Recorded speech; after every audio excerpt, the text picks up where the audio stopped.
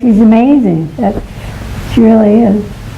Lisa's a fabulous teacher, and she's a fabulous teacher in classroom situations. She's a fabulous teacher in the clinic and in the hospital situation, but she leads by example. She's always thinking outside the box.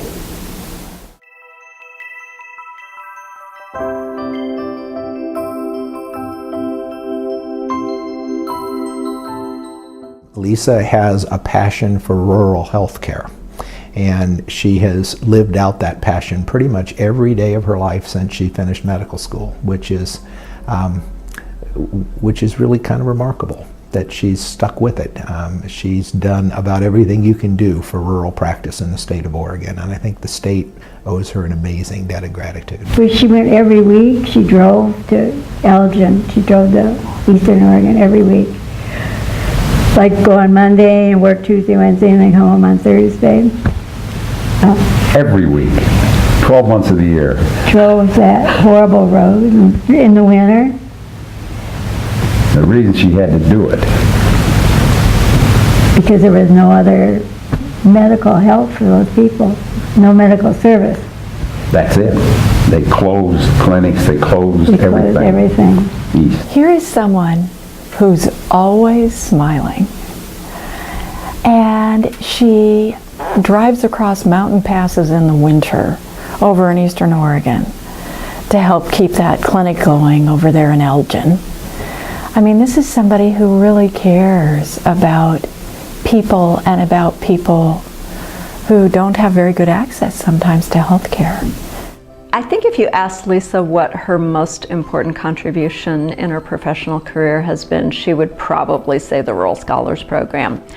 And that's really been a passion of hers and has been a very long gestation in getting a program not only birthed but maintained and grown. Lisa wanted to leave and go to a small rural town to practice after finishing that year, and was sort of feeling a tug of war between being interested in teaching and being interested in the kind of service that you can do in a rural town.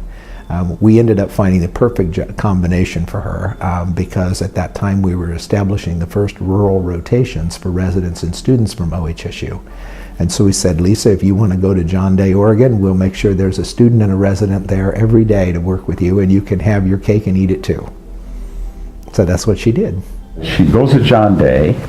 That's her first job as a doctor, and sees the need for doctors and for medical help in the rural areas.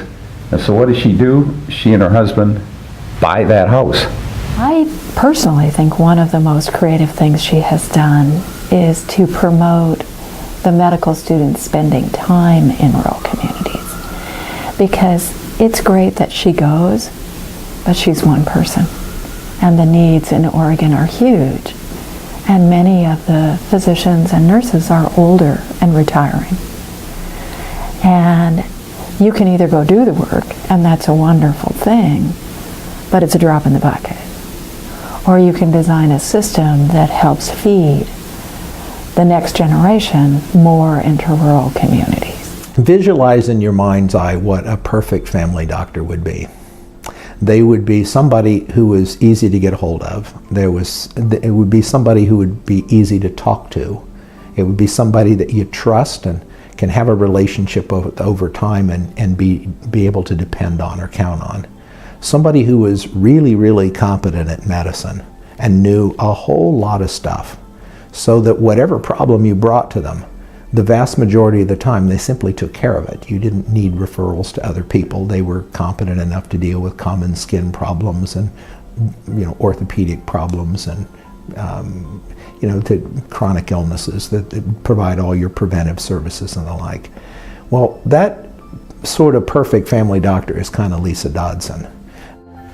Congratulations, Lisa. This is an absolutely well-deserved award. It makes me proud to be a Lewis and Clark alum and even more proud to be your colleague. Thanks. Congratulations, Lisa. Congratulations, Lisa. Lisa, congratulations. It's a pleasure and a privilege to be a fellow faculty member with you and to watch the amazing changes you have helped to bring about at OHSU to better serve our rural community. Well, Lisa Dodson, I suspect that you have been a teacher and a mentor to young people long enough now to know what it really means when one of your students has succeeded beyond your wildest expectation. I can tell you as your teacher that you've done that for me, so congratulations.